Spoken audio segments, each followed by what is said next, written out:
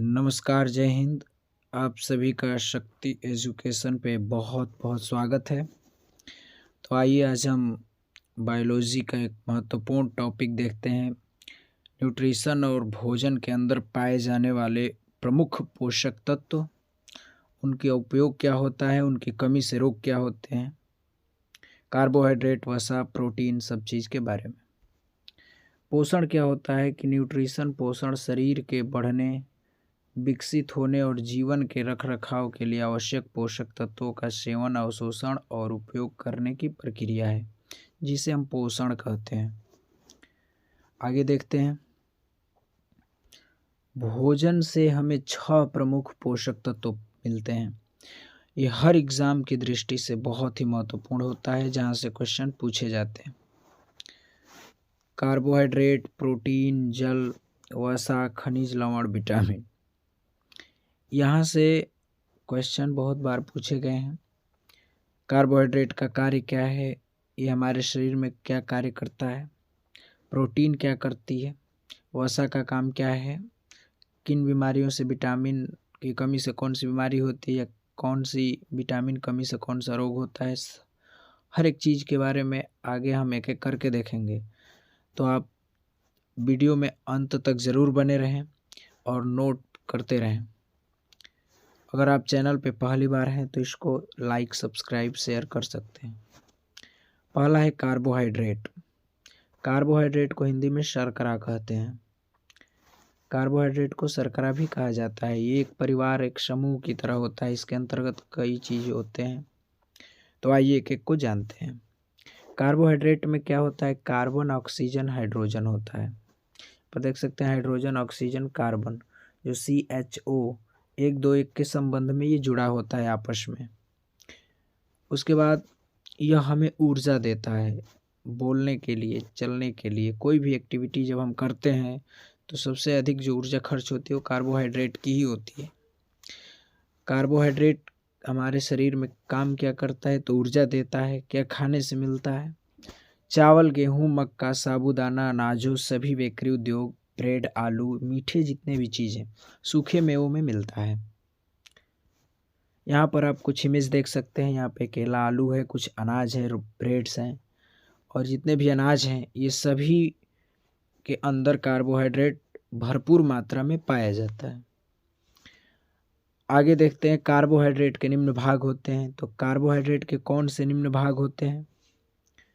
तो पहला जो होता है ग्लूकोज होता है। ये सामान्य मीठा होता है। कार्बोहाइड्रेट का एक परिवार की तरह समूह होता है, जिसमें इसके कई भाग होते हैं। जो पहला है ग्लूकोज होता है, यहाँ से बहुत बार क्वेश्चन पूछा गया है। तो पहला ग्लूकोज। दूसरा होता है फ्रुक्टोज। ये फल और शहद में पाया जाता है। तीसरा देखते हैं सुक्रोज, जो गन्ना और चीनी में पाया जाता है। चौथा है स्टार्च मंड, जो चोकर और कैप्सूल में पाया जाता है। जो कैप्सूल दवा खाते हैं उसमें कैप्सूल जो होता है। पांचवा है सेलुलोज। सेलुलोज किस में होता है? पेड़ों में होता है। आपको बता दें कि जो कोशिका होती है, पादपों की कोशिका, उनकी कोशिका भित्ति सेलुलोज की बनी होती है। अगर कोशिका के बारे में डिटेल जानकारी लेनी है तो हमने इस वीडियो के नीचे डिस्क्रिप्शन में लिंक दे रखा है।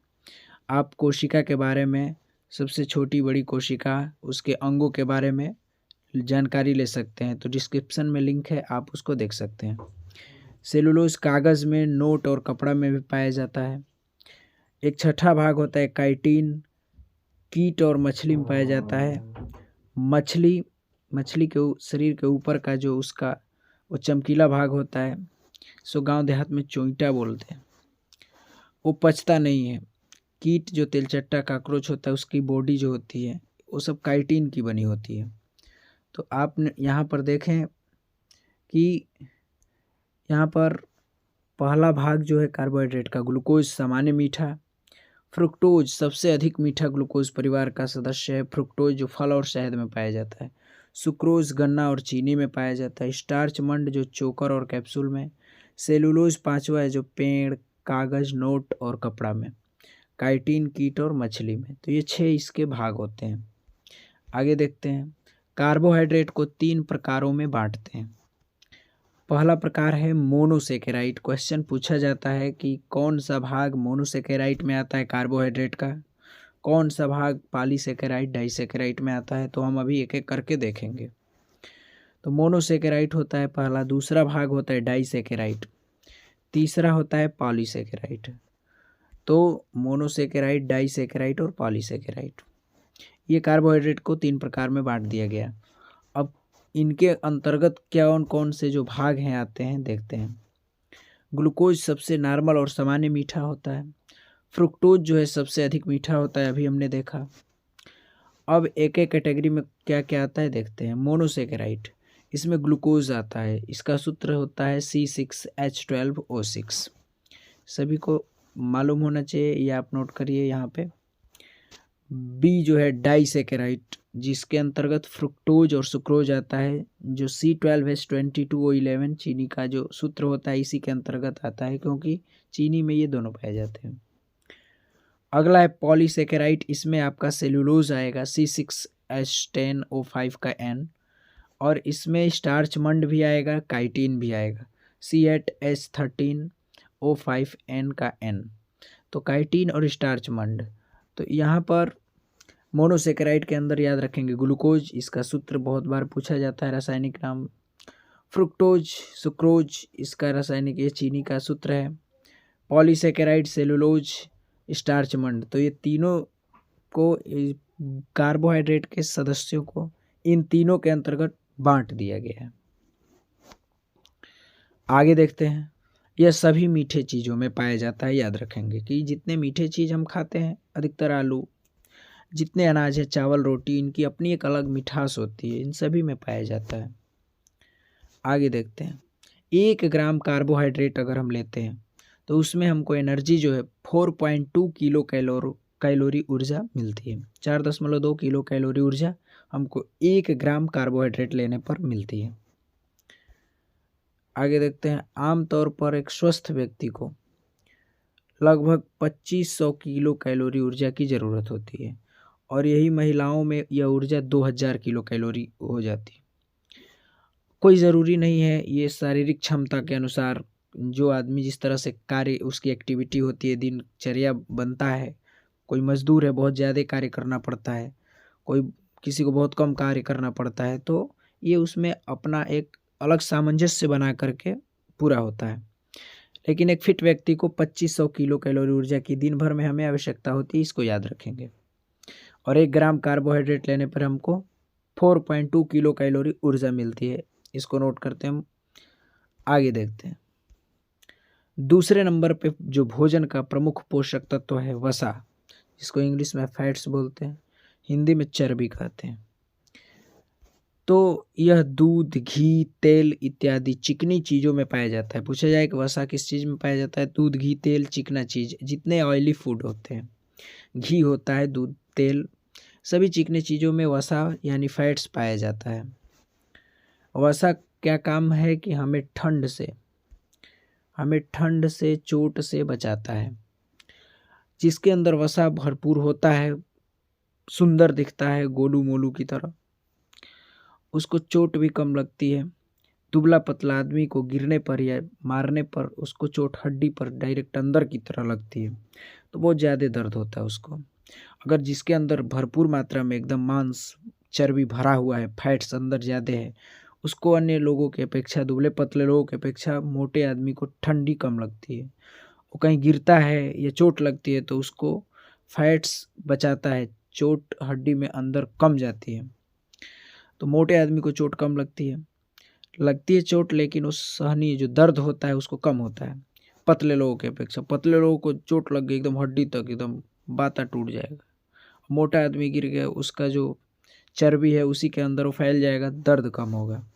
तो ये फैट्स, वसा जो है हमको ठंड और चोट से बचाता है।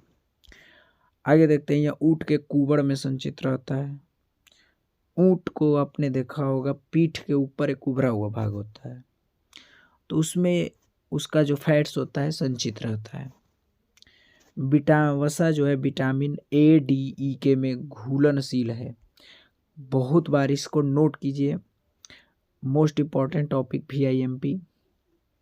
तो मोस्ट इम्पॉर्टेंट में वसा में कई बार पूछा गया कौन सा विटामिन घुलनशील होता है, ADE, K, ये 4 विटामिन वसा में घुलनशील हैं। और यहाँ पर आप देखेंगे आगे कि जल में कौन सा विटामिन घुलनशील होता है, तो B और C जल में घुलनशील होता है। तो कई बार पूछा गया कि जल में घुलनशील विटामिन, तो B और C। वसा में कौन सा घुलनशील होता है, तो ADE, K। आगे चलते हैं। ये आपके सामने कुछ फैट्स फूड के इमेज हैं। मछली है, यहाँ पर अखरोट बादाम है, ऑयल है, बटर मक्खन दूध है। ये सभी चीज़ फैट्स के सोर्स हैं जिनको खाने से भरपूर मात्रा में हमको फैट्स मिलता है। आगे देखते हैं। जिस तरह हमने देखा कि 1 ग्राम कार्बोहाइड्रेट में 4.2 किलो कैलोरी ऊर्जा मिलती थी, और इसमें फैट्स में 1 ग्राम लेने पर 9.2 किलो कैलोरी ऊर्जा मिलती है, जो सभी पोषक तत्वों में सबसे ज़्यादा ऊर्जा देने का काम करता है। तो वसा हमको बहुत ज़्यादा मात्रा में ऊर्जा देती है। 1 ग्राम में 9.2 किलो कैलोरी ऊर्जा मिलती है। यह सबसे अधिक ऊर्जा देती है। यह कार्बनिक घोलक में घुलनशील तथा जल में अघुलनशील होते हैं। यह सबसे अधिक ऊर्जा देती है। अगला देखते हैं हम, आप इसको नोट कर सकते हैं, फिर आगे चलते हैं। आई होप आपको वीडियो अच्छे तरीके से समझ में आ रहा होगा। तीसरा है प्रोटीन। प्रोटीन जो भोजन का प्रमुख पोषक तत्वों में से है, कि प्रोटीन क्या है, क्या खाने से मिलता है, इसके अंतर्गत प्रोटीन कैसे बनता है, कौन कौन से अणुओं से मिलकर बनता है, और इनका कार्य क्या होता है। तो प्रोटीन जो होता है इससे कॉम्प्लेक्स, एक जटिल चीज़ है, जिसके अंतर्गत कार्बन, हाइड्रोजन, ऑक्सीजन, नाइट्रोजन होता है। कार्बोहाइड्रेट में केवल कार्बन, हाइड्रोजन और ऑक्सीजन था, लेकिन इसमें नाइट्रोजन भी होता है। इसीलिए आप कार्बोहाइड्रेट का जो फूड प्रोडक्ट है, अनाज, चावल, रोटी, ब्रेड, आलू कुछ खाते हैं, और उसके जगह पे आपने प्रोटीन की जगह, प्रोटीन में पनीर, चिकन, मटन, अंडा ये सब खाते हैं, तो जितना देर कार्बोहाइड्रेट को पचने में समय लगता है, उससे थोड़ा सा ज़्यादा समय प्रोटीन का पाचन होने में लगता है, क्योंकि ये जटिल है। इसमें कई अणु हैं, कार्बन, हाइड्रोजन, ऑक्सीजन, नाइट्रोजन भी है, तो इसको पाचन होने में, टूटने में बहुत समय लग जाता है, तो ये देर तक पचता है, देर से पचता है। कार्बन, हाइड्रोजन, ऑक्सीजन, नाइट्रोजन, ये 4 तत्वों से मिल करके प्रोटीन बनता है। यहाँ पर देखते हैं प्रोटीन की सबसे ज़्यादा मात्रा मशरूम में। प्रोटीन सोयाबीन, सभी प्रकार की दाल, जितनी भी दाल है, अरहर, चना, मूंग, मसूर, मटर, सब में ठूस के भरा होता है। दूध, मक्खन, मांस, मछली, अंकुरित चने, मूंग व मूंगफली में पाया जाता है प्रोटीन। यहाँ पे कुछ प्रोटीन फूड के इमेज आप देख सकते हैं। यहाँ पर ये जो पनीर है, यहाँ पर ये मछलियाँ, केला, अंडा, ये तमाम जो फूड का इमेज देख रहे हैं सभी प्रोटीन युक्त भरपूर है। तो ये प्रोटीन के फूड के इमेज हैं। इसके अंतर्गत 2 क्रियाएं होती हैं मेटाबॉलिज्म के अंदर। मेटाबॉलिज्म जिसको उपापचय कहते हैं, इसके अंदर 2 प्रक्रिया होती है, एक जोड़ने की और एक तोड़ने की। तो मेटाबॉलिज्म क्या होता है कि हमारे शरीर में भोजन करने के बाद जो भी प्रक्रियाएं होती हैं, पाचन, श्वसन, प्रोटीन का निर्माण, कार्बोहाइड्रेट का निर्माण, ये सभी मेटाबॉलिज्म के अंतर्गत आती हैं। इसके 2 भाग होते हैं। जो पहला होता है एनाबॉलिज्म, तो उसके अंदर क्या होती है हम आगे देखते हैं। एनाबॉलिज्म जिसको हम जोड़ना कहते हैं, कि जोड़ने की प्रक्रिया एनाबॉलिज्म में होती है। कार्बोहाइड्रेट का निर्माण 38 ATP, माइटोकॉन्ड्रिया में जो भोजन का चक्र चलता है उसमें ATP का निर्माण होता है। उसके बाद 38 ATP मिलने के बाद एक कार्बोहाइड्रेट बनाते हैं। 38 ATP मिलने के बाद एक कार्बोहाइड्रेट का निर्माण होता है। दूसरा प्रोटीन 20 अमीनो एसिड मिलने के बाद एक प्रोटीन बनता है। याद रखेंगे कि 20 अमीनो अम्ल मिलेगा तो एक प्रोटीन का निर्माण होता है। तो यहाँ पर आप देख सकते हैं कि कई अणु छोटे छोटे मिल करके एक चीज़ को बना रहे हैं, जोड़ रहे हैं आपस में। यहाँ पर 10-10 मिल करके 20 अमीनो एसिड मिल करके एक प्रोटीन बना रहा है। तो यहाँ पर जोड़ने की प्रक्रिया हो रही है, तो इसीलिए हम इसको एनाबॉलिज्म कहेंगे।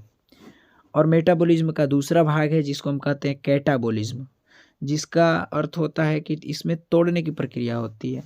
इसमें हमारा डाइजेशन यानी पाचन होता है, इसके अंतर्गत श्वसन होता है, तो ये दोनों जो प्रक्रिया है, पाचन और श्वसन, ये किसके अंतर्गत होती है? कैटाबॉलिज्म का।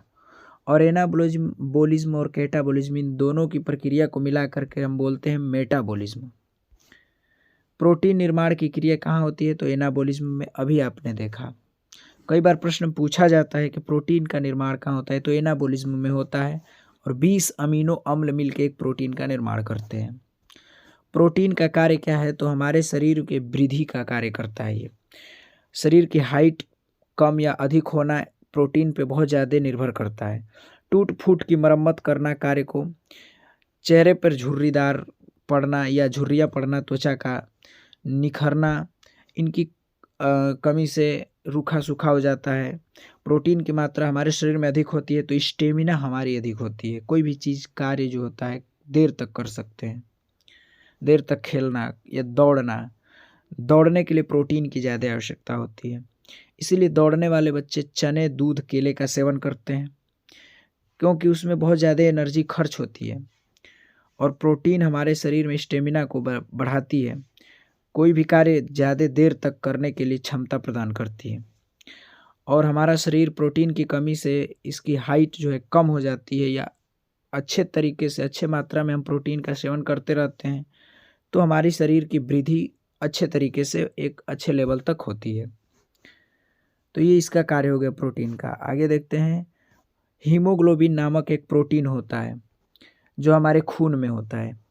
याद रखेंगे, हीमोग्लोबिन ये एक प्रोटीन है जो रक्त में ऑक्सीजन का वहन करता है। जब हम सांस लेते हैं तो हमारे फेफड़े में जो ऑक्सीजन आता है उसको पकड़ करके ये ब्लड यानी खून में मिला देता है, जिससे हमारा जो खून है शुद्ध हो जाता है। कौन सा प्रोटीन है? हीमोग्लोबिन। और खून का रंग जो है लाल होना, खून का रंग जो है रेड, हीमोग्लोबिन के कारण होता है। आप इसको याद रखेंगे कि जो ब्लड है, ब्लड का कलर जो है रेड कैसे होता है? तो हीमोग्लोबिन के कारण होता है। हीमोग्लोबिन नामक प्रोटीन ब्लड में उपस्थित होता है, जिसके कारण खून का कलर रेड होता है। और इसका और काम क्या है? तो ऑक्सीजन को पकड़ करके ब्लड में मिक्स करना होता है, जिससे हमारा खून शुद्ध हो जाता है। हीमोग्लोबिन एक प्रोटीन है। आगे देखते हैं, सभी एंजाइम प्रोटीन होते हैं। जो सभी एंजाइम हैं वो सभी प्रोटीन हैं, और सभी जो हार्मोन्स हैं वो सभी प्रोटीन हैं। लेकिन कोई ज़रूरी नहीं है कि सभी प्रोटीन एंजाइम होंगे और न ही सभी प्रोटीन हार्मोन होंगे। इस बात को नोट कीजिएगा, यहाँ पे क्या कह रहा है कि सभी एंजाइम प्रोटीन होते हैं, सभी हार्मोन भी प्रोटीन होते हैं, लेकिन सभी प्रोटीन एंजाइम नहीं होते और न ही हार्मोन्स होते हैं। आगे चलते हैं। आई होप आपको वीडियो अच्छे तरीके से समझ में आ रही होगी। अगर आप चैनल पे पहली बार हैं तो सब्सक्राइब करना ईमानदारी से ना भूलें। लाइक शेयर कमेंट ज़रूर करें कि आपको वीडियो कैसा लगा, और अपने साथियों को शेयर भी कर सकते हैं। आगे चलते हैं। 1 ग्राम प्रोटीन में 4.3 किलो कैलोरी ऊर्जा मिलती है। कार्बोहाइड्रेट में 4.2, वसा में सबसे ज़्यादा 1 ग्राम लेने पर 9.2 किलो कैलोरी, और प्रोटीन में 1 ग्राम में 4.3 किलो कैलोरी ऊर्जा मिलती है। तो आप इसको भी नोट करेंगे कि 4.3 किलो कैलोरी ऊर्जा 1 ग्राम प्रोटीन में मिलती है। आगे देखते हैं, प्रोटीन का काम है आपके बालों और नाखूनों का अधिकांश हिस्सा बनाता है। यह आपके शरीर को बढ़ने और ऊतक की मरम्मत करने में बहुत मदद करता है। कार्बोहाइड्रेट बढ़ते क्रम में यहाँ से ऊर्जा की मात्रा को दर्शाया गया है। कार्बोहाइड्रेट के बाद उससे इससे अधिक ऊर्जा प्रोटीन में, इससे अधिक ऊर्जा वसा में मिलती है। आगे चलते हैं। अगला हमारा पोषक तत्व है खनिज, मिनरल्स। तो मिनरल्स खनिज जो है ये क्या होते हैं? हमारे शरीर में इनकी अल्प मात्रा, बहुत थोड़े मात्रा में आवश्यकता होती है, लेकिन इन आवश्यकता होती ही है, इनका होना बहुत ज़रूरी है। यहाँ पर देखिए, यह अकार्बनिक होते हैं। अभी हमने जो पढ़ा वो कार्बनिक था, यह अकार्बनिक होते हैं। इनकी संख्या 24 होती है हमारे शरीरों में। इस तरह पृथ्वी पर जो खनिज 3000 से अधिक पाए जाते हैं, और मनुष्य शरीर में 24 खनिजों की संख्या होती है, जो मोस्ट इम्पॉर्टेंट, जहाँ से प्रश्न पूछे जाते हैं और जिनकी आवश्यकता होती है हमको दैनिक जीवन में भी जीने के लिए जानना इसको आवश्यक है। तो कुछ महत्वपूर्ण खनिजों को हम देखेंगे। इनको 2 भागों में बांटते हैं। पहला है माक्रो यानी बृहद खनिज और दूसरा माइक्रो यानी सूक्ष्म होता है। तो इसके अंतर्गत देखते हैं कौन कौन से आते हैं। ये 2 प्रकार के होते हैं। पहला है कैल्शियम, यह दांतों को मजबूत बनाता है, हड्डियों को मजबूत बनाता है कैल्शियम। दूसरा यहाँ पे आप देख सकते हैं फास्फोरस है, पी से डिनोट करते हैं, पोटेशियम, सोडियम और क्लोरीन। ये सभी जो खनिज हैं हमारे शरीर में बहुत ही आवश्यक रूप से पाए जाते हैं और इनका होना बहुत ज़रूरी है। कैल्शियम हमारी हड्डियों को, दांतों को मजबूत करता है। फास्फोरस पी, आपने देखा होगा कोलगेट ब्रश का जो प्रचार आता है, एकदम बोलता है कि कैल्शियम जो आपके दांतों को बहुत ही मजबूती प्रदान करे, इसमें कैल्शियम भरपूर मात्रा में हो। तो ये कैल्शियम वही है जो आपके दांतों को मजबूत बनाता है। फास्फोरस होता है, पोटेशियम, सोडियम। सोडियम क्या करता है कि हमारे शरीर में ब्रेन को संदेश पहुंचाता है, ये ब्लड क्लॉटिंग करना भी इसका काम होता है। तो सोडियम के सहारे ही तंत्रिका कोशिकाओं द्वारा हमारे ब्रेन को कोई भी संदेश जो है मैसेज पहुंचता है। दूसरा देखते हैं माइक्रो सूक्ष्म खनिज, इसके अंतर्गत आयोडीन आता है। दूसरा हमारा आयरन, जिंक आता है। तो ये जो मोस्ट इम्पॉर्टेंट है, यहाँ पर कोबाल्ट भी आता है। तो आयोडीन की कमी से घेंघा नामक गोइटर रोग होता है, जो हमारी थायराइड ग्रंथि में उसको पूरा फुला देता है, जिससे कि गर्दन मोड़ना मुश्किल हो जाता है। घेंघा रोग कहते हैं उसको, आयोडीन की कमी से। यहाँ पर आप देख सकते हैं आयरन, फेरस लोहा जो होता है, इसकी कमी से एनीमिया नामक रोग हो जाता है, खून की कमी हो जाती है, पैरों में झिनझिनीपन आना, हाथ पैर में। जिंक होता है, जिंक का कार्य डीएनए व प्रोटीन के निर्माण में सहायता करना होता है। फ्लोरीन भी होता है हमारे शरीर में, फ्लोरीन। उसके बाद हमारे शरीर में कोबाल्ट भी होता है। तो ये भी क्या होते हैं, हमारे शरीर के अंदर खनिज पाए जाते हैं, जो मुख्य रूप से यहाँ पर देखें हमने। अगला देखते हैं खनिज ऐसे पोषक तत्व होते हैं। खनिज ऐसे पोषक तत्व हैं जो हमारे शरीर के समुचित विकास और काम काज के लिए बहुत ही आवश्यक मात्रा में जरूरी हैं और पाए जाते हैं। Calcium, chlorine, copper, fluoride, iron, magnesium, manganese, phosphorus, potassium, sodium और जिंक आवश्यक खनिज पोषक तत्व। मानव शरीर के लिए 24 खनिज लवण हैं, आप इसको याद रखेंगे। आगे देखते हैं अगला पोषक तत्व जल। जल को कहा जाता है जल ही जीवन है। तो जल का हमारे शरीर में क्या भूमिका होती है? तो जल जो है सभी जीवों में 45 से 80% जल पाया जाता है। मनुष्य में 65 से 70% जल पाया जाता है। आगे देखते हैं यह पदार्थों का स्थानांतरण और शरीर में जो टेम्परेचर ताप होता है उसको नियंत्रित करता है। जल में विटामिन बी और सी घुलनशील होते हैं। इसकी चर्चा हमने अभी पीछे भी की थी कि जल में कौन सा विटामिन घुलता है, बी और सी। और वसा में तो ए, डी के 4 याद रखेंगे। अभी हम आगे विटामिन के बारे में पढ़ेंगे। विटामिन को, सभी विटामिनों को ट्रिक से कैसे याद रख सकते हैं उसके लिए भी हमने स्लाइड में लगा के रखा है। तो वीडियो के अंत तक आप ज़रूर बने रहें, बीच में आप स्किप करके चले जाएंगे तो आपको अधूरी जानकारी मिलेगी। तो इसलिए वीडियो को पूरा अंत तक देखें और इसका नोट बना के रखें। तो जल में विटामिन बी और सी घुलता है, घुलनशील हो जाता है। एक स्वस्थ व्यक्ति के भार का लगभग 2% जल प्रतिदिन खर्च हो जाता है। याद रखेंगे कि 2% जल जो है एक स्वस्थ व्यक्ति के भार का प्रतिदिन खर्च हो जाता है। तो ये रहा जल। और याद रखेंगे कि पूरी दुनिया में 1% पानी ही जो है पीने योग्य है, मीठा पानी। आगे देखते हैं विटामिन। विटामिन एक अलग चैप्टर है। विटामिन जिसको ऑर्गेनिक, ये कार्बनिक होते हैं। और विटामिन की खोज कौन किया था? विटामिन की कमी से कौन कौन से रोग हो जाते हैं, इमेज के साथ, चित्र के साथ हम एक एक करके देखेंगे। तो आइए शुरू करते हैं। यहाँ पे देखते हैं कि विटामिन की खोज फंक नामक विद्वान ने किया था, याद रखेंगे। काशिमीरी फंक इनका पूरा नाम था। 1912 में इन्होंने विटामिन की खोज की थी। विटामिन ए पहला हमारा होता है, जिसको हम प्रतिरक्षी भी कहते हैं। विटामिन ए जिसको हम क्या कहते हैं? प्रतिरक्षी कहते हैं, प्रतिरक्षी भी कहते हैं। यह अधिकतर पीले फलों में पाया जाता है। विटामिन जो है हमारे शरीर की रक्षा करने के लिए, रोगों से बचाने के लिए बहुत ज़रूरी होता है। विटामिन ए प्रतिरक्षी भी है, यह अधिकतर पीले फलों में पाया जाता है। और इसकी कमी से रतौंधी नामक रोग होता है। कौन सा रोग? रतौंधी नामक रोग। मोस्ट इम्पॉर्टेंट, इसको नोट करेंगे आप कि विटामिन ए की कमी से कौन सा रोग होता है, तो नाइट ब्लाइंडनेस यानी कि रतौंधी होता है, जो धुंधलापन दिखाई देने लगता है। आगे देखते हैं कि ये पीले फलों में पाया जाता है। आपने देखा विटामिन ए का रासायनिक नाम जो है रेटिनाल होता है। एग्जाम में बहुत बार पूछा गया है कि विटामिन ए का या रेटिनाल किस विटामिन का नाम है या किसका रासायनिक नाम है। विटामिन ए का जो है रासायनिक नाम क्या होता है, तो रेटिनाल होता है। आगे देखते हैं विटामिन बी। विटामिन बी का रासायनिक नाम थायमीन है। विटामिन बी एक कॉम्प्लेक्स है, ये एक परिवार समूह की तरह है। इसमें विटामिन B2, B3, B5, 6, 7, 9, 12 तक होता है, जो अभी हम एक एक करके देखेंगे। सभी का रासायनिक नाम पूछा जाता है पेपर में, तो वो भी देखेंगे। विटामिन बी जो है, इसकी कमी से बेरी बेरी नामक रोग होता है। यहाँ पर आप नोट करेंगे कि इसकी कमी से, विटामिन बी की कमी से कौन सा रोग होता है, तो बेरी बेरी रोग होता है। स्किन संबंधी रोग होता है इसकी कमी से।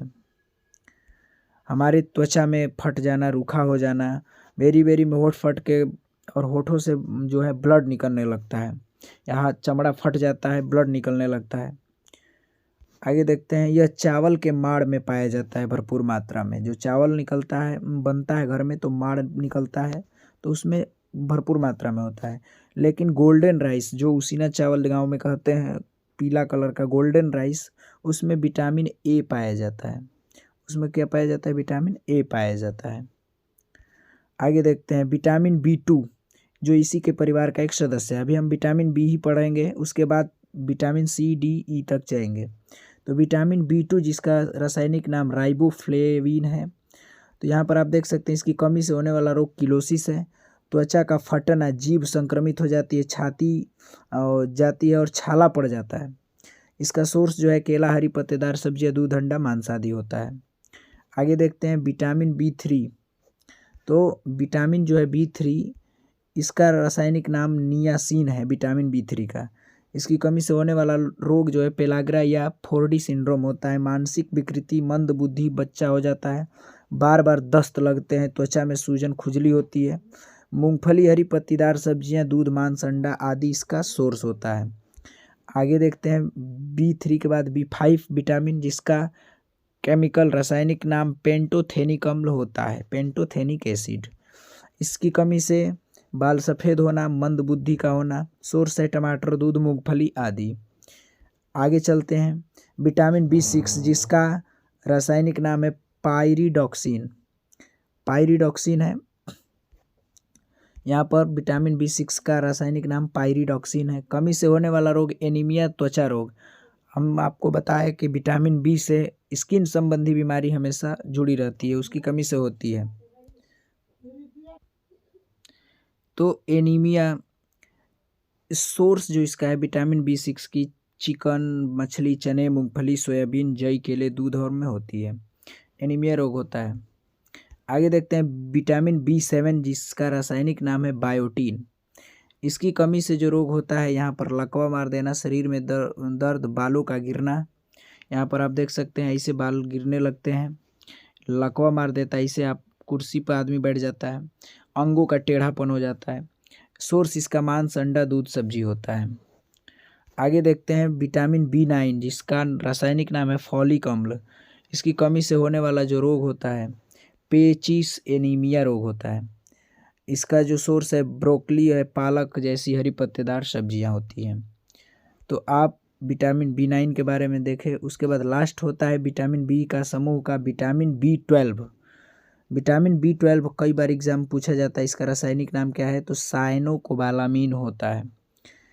इसका जो रासायनिक नाम है साइनोकोबालामीन। इसकी कमी से होने वाला रोग एनीमिया और पांडु रोग होता है। इसमें आपकी जीभ लाल हो जाती है, जिसमें तेज जलन और दर्द होता है। स्किन आपके ऐसे कलर छोड़ देंगे और जलन होगा। इस सोर्स जो इसका दूध, मांस, अंडा और पनीर होता है। आगे चलते हैं विटामिन C के बारे में। हम अंत में देखेंगे सभी विटामिनों का एक ही लाइन में एक ट्रिक देखेंगे, जो आपको आसानी से याद हो जाएगा। विटामिन C, जिसको हम एस्कॉर्बिक अम्ल या एस्कॉर्बिक एसिड कहते हैं, रासायनिक नाम इसका है। विटामिन C ये सभी खट्टे चीज़ों में पाया जाता है। आपने कुछ भी खाया अगर खट्टा है तो उसमें विटामिन C है। विटामिन C सबसे अधिक या ज़्यादा पूरा आंवला और नींबू में ठूस ठूस के भरा होता है, और सबसे ज़्यादा आंवला, नींबू इसका सोर्स अच्छा माना जाता है। आप जो भी चीज़ खाएं जैसे आंवला, नींबू, संतरा, इसमें बहुत ज़्यादा अच्छे मात्रा में विटामिन सी पाया जाता है। विटामिन सी की कमी से स्कर्वी नामक रोग होता है। मसूड़ों से खून आना, फूल जाना, मसूड़ों का ब्रश दातुन करते समय खून का गिरना, ये सब शिकायत स्कर्वी नामक रोग में होती है, इसकी विटामिन सी की कमी से होती है। यह बॉडी में इसको हम स्टोर नहीं किया जा सकता। ऐसा विटामिन है कि इसको हम बॉडी में बहुत देर तक स्टोर नहीं कर सकते हैं। टॉयलेट यानी पेशाब करने से ये बाहर हो जाता है। अगर शराब पी लेने पर या उबाल देने पर इसको विटामिन सी ख़त्म हो जाता है। तो विटामिन सी जो है, विटामिन सी शराब पीने पर, इसको उबाल देने पर नष्ट हो जाती है। जैसे कि नींबू वाला चाय पीने से पहले, चाय बनाने के बाद हम ऊपर से नींबू डालते हैं, अगर उसको पहले डाल के चाय बना देंगे तो सारा विटामिन जो है ख़त्म हो जाएगा। तो शराब पीने पर विटामिन जो नष्ट हो जाता है। तो आप इसको याद रखेंगे कि इसको हम स्टोर नहीं कर सकते बॉडी में। स्कर्वी नामक रोग होता है, विटामिन सी शराब पीने पर, उबालने पर ये ख़त्म हो जाता है। आगे देखते हैं। यहाँ पर आप इमेज देख सकते हैं, ब्रश करने पर यहाँ पर कैसे जो है यहाँ पर खून निकल रहा है, यहाँ पर मसूड़ों से कैसे खून निकल रहा है। ये विटामिन सी की कमी से होने वाले रोग हैं, स्कर्वी रोग के लक्षण हैं।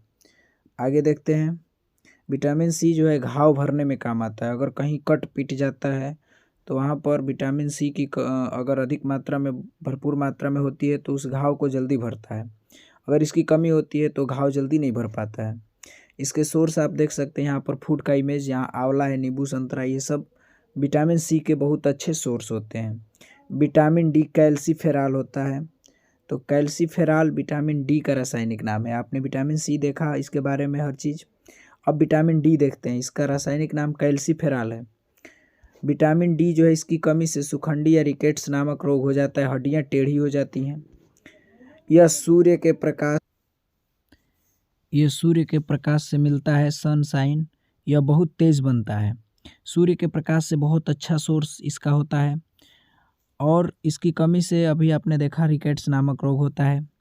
उसके बाद फिश में विटामिन डी मिलता है, लेकिन आप फिश का लीवर खाते हैं तो उसमें विटामिन ए मिलता है। कई बार पूछा गया है कि मछली वाला फिश लीवर में कौन सा विटामिन, तो ए, और वही फिश केवल तो डी।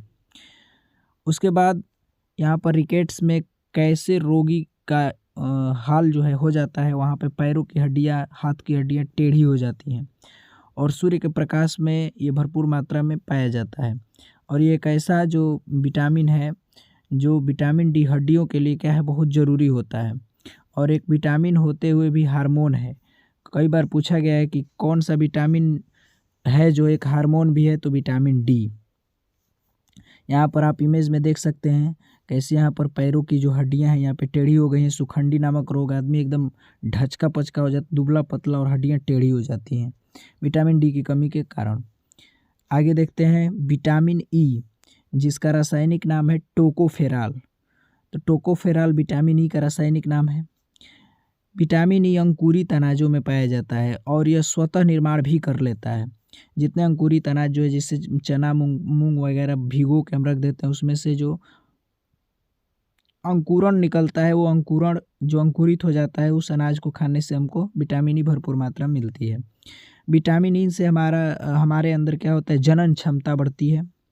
इसकी कमी से रोग जो होता है, पुरुष में, मेल में नपुंसकता हो जाती है, और स्त्री में क्या होता है, बांझपन हो जाती है। इसकी कमी से बहुत ज़्यादा कमी हो जाएगी तो पुरुष में नपुंसकता हो जाएगी, और मेल जो स्त्री, इसमें बांझपन हो जाएगी। स्त्री कभी माँ नहीं बन सकती है।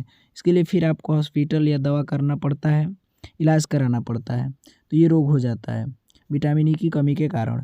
और यह हमारा शरीर जो है, इसका निर्माण खुद भी करता है। ये बहुत कम ही चांस होता है कि ऐसा होता है। आगे देखते हैं विटामिन के, जिसका रासायनिक नाम फाइलोक्विनोन है। तो फाइलोक्विनोन विटामिन के का रासायनिक नाम है। इसकी कमी से रक्त का थक्का न बनना व हेमरेज हो जाता है।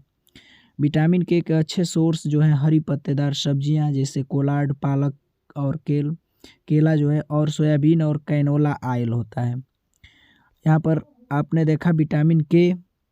अब सारी विटामिनों का एक हम ट्रिक देखते हैं लास्ट में, जो एक लाइन में आपको याद हो जाएगा। यहाँ पर आप देख सकते हैं, रेट क्या है थोक में, ऐसे कैसे ले लूँ टॉफ़ी। तो रेट क्या है से रेटिनॉल विटामिन ए का रासायनिक नाम है। थोक में तो थायमीन रासायनिक नाम, विटामिन बी। उसके बाद यहाँ पर आप देख सकते हैं कि ऐसे यानी एस्कॉर्बिक एसिड विटामिन सी। उसके बाद कैसे, तो कैल्सीफेराल विटामिन डी का रासायनिक नाम है। ले लूँ टॉफ़ी, तो टा से टेकोफेराल विटामिन ई का रासायनिक नाम। फी से फिलोक्विनोन यानी कि विटामिन के का रासायनिक नाम। तो यहाँ पर आपने ट्रिक देखा कि रेट क्या है थोक में, ऐसे कैसे ले लूँ टॉफ़ी। विटामिन ए का रेटिनॉल, विटामिन बी का थायमीन, विटामिन सी का एस्कॉर्बिक एसिड, विटामिन डी का कैल्सीफेरॉल, विटामिन ई का टोकोफेरॉल, विटामिन के का फिल्कोनॉन। तो इस तरह से कई बार एग्जामों में पूछा जाता है कि रासायनिक नाम क्या है, तो इस ट्रिक के माध्यम से आप याद रख सकते हैं। तो आई होप आपको वीडियो अच्छे तरीके से समझ में आया होगा। अगर वीडियो अच्छा लगा हो तो आप चैनल को सब्सक्राइब, लाइक, शेयर, कमेंट ज़रूर करें। इसकी तरह और भी बायोलॉजी के विटामिन्स के बारे में, हड्डियों के बारे में आपको जानना है तो इसके वीडियो के डिस्क्रिप्शन में हमने लिंक दे रखा है कि अपने हड्डी जो स्केलेटन होता है उसके बारे में जानना है, कोशिका के बारे में जानना है, तो नीचे हमने डिस्क्रिप्शन में लिंक दे रखा है, आप उस पर जाकर उसका अध्ययन कर सकते हैं, नोट बना सकते हैं। धन्यवाद।